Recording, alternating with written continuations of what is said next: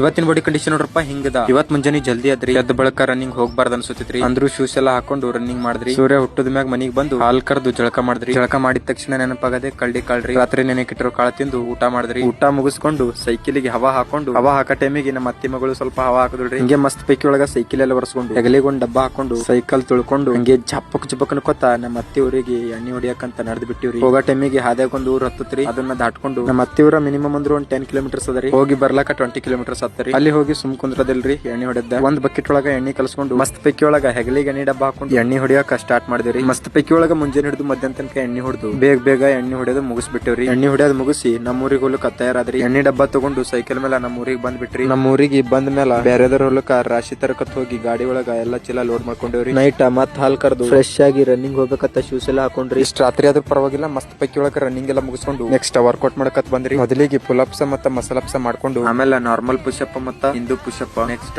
Diamond push-up ಮಾಡ್ಕೊಂಡ್ರಿ. ಇವತ್ತದರಿ ನಂದು tricep day. ಅದ್ರ ಸಲುವಾಗಿ 2 ಡಂಬಲ್ ತಗೊಂಡು ಬೇರೆ ಬೇರೆ ವೇರಿಯೇಷನ್ ಮೇಲೆ ಟ್ರೈಸೆಪ್ ವರ್ಕೌಟ್ ಕಂಪ್ಲೀಟ್ ಮಾಡ್ಕೊಂಡ್ರಿ. ವರ್ಕೌಟ್ ಕಂಪ್ಲೀಟ್ ಆದ ಬಳಿಕ ನನ್ನ ಬಾಡಿ ಕಂಡೀಷನ್ ಈ ತರ ಐತ್ರಿ. ಈ ವಿಡಿಯೋ ಇಷ್ಟ ಆಗಿತ್ತಂದ್ರ ಫಾಲೋ ಮಾಡ್ಕೊಂಡ್ಬಿಡ್ರಿ. ಮತ್ತ ಬರ್ತೀನಿ. ರಾಮ್ ರಾಮ್, ಜೈ ಶ್ರೀರಾಮ್.